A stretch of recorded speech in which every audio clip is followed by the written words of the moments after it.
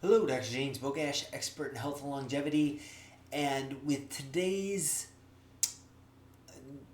information, popularity of fasting, specifically or especially intermittent fasting or time restricted eating, this there's a question that really needs to be addressed and comes to mind that is very important. However, before we go into that, make sure you like this video, share it with somebody who you think needs the information, and subscribe to the channel. That being said, there are concerns that fasting can lead to muscle loss, specifically, or more specifically, with prolonged fasting, whether like routine fasting or with extended fastings like multi-day fasting. Is that a real concern? So before I get in and give you my thoughts on that, I'm going to go over this particular study. And this was a group of 27-year-old males, small group, 27, so small group, followed them for 10 days. They were all either overweight or obese, and they looked at whether markers of muscle protein synthesis, like whether the body slowed down or made changes in making muscle, building muscle, with alternate day calorie restriction. So looking at, like, one day they did 62% of the energy, the other day they did 25%. So one day, like, still a little bit restricted, not bad. The other day really pretty low. And then just continuous calorie restriction at 62% of energy, and they compared that to a control diet. And these were all balanced for macronutrients, so protein, carbohydrates, and fat. And so what they found was that in the course of the 10 days, there really wasn't any difference between these few groups, or between these three groups. That being said, I do have grave concerns with fasting being used for too long a period of time, for routine, like too frequent time, and loss of muscle mass. Some of it can be countered.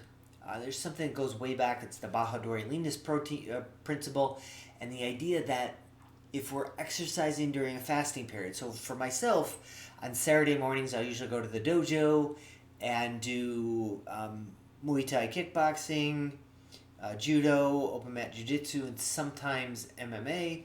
Won't have my first meal till about 1 or 2 o'clock. However, during that time, I'm pretty physically active and doing a lot of conditioning. So that's any lack of muscle building from not eating is going to be counterbalanced by the idea that my body is breaking down and building up muscle as a result of the conditioning and the workout that I'm doing. So when we're looking at fasting, we have to look at what they didn't look at in this study was they didn't add weight training, which could potentially shift in a positive fashion. And quite frankly, if you're fasting, you need to be weight training. This fasting and not weight training is probably not a good combination. Length of time for the fast, whether we're looking at multi-day fast.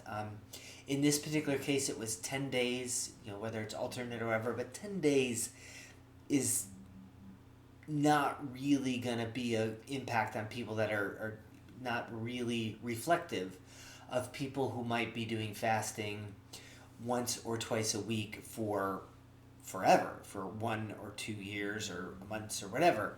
And extended day fasts, whether 3, 4, 7 day, like water only fasting, those are things to consider. And then also increasing protein intake to help build muscle mass along with working out, weight training, resistance training. So the answer still isn't, like, this study suggests that maybe fasting doesn't have an effect on muscle mass. My gut feeling, and from the other aspects of research, I do feel that if we're fasting too often or for too long of a period of time, it's going to have an effect on our ability to add muscle mass, especially if you're not careful with your protein intake and you're not doing resistance or weight training along with that. So as always, I'll post a link to this particular study in the description. Make sure you like this video, share it with somebody you think needs the information, and subscribe to the channel.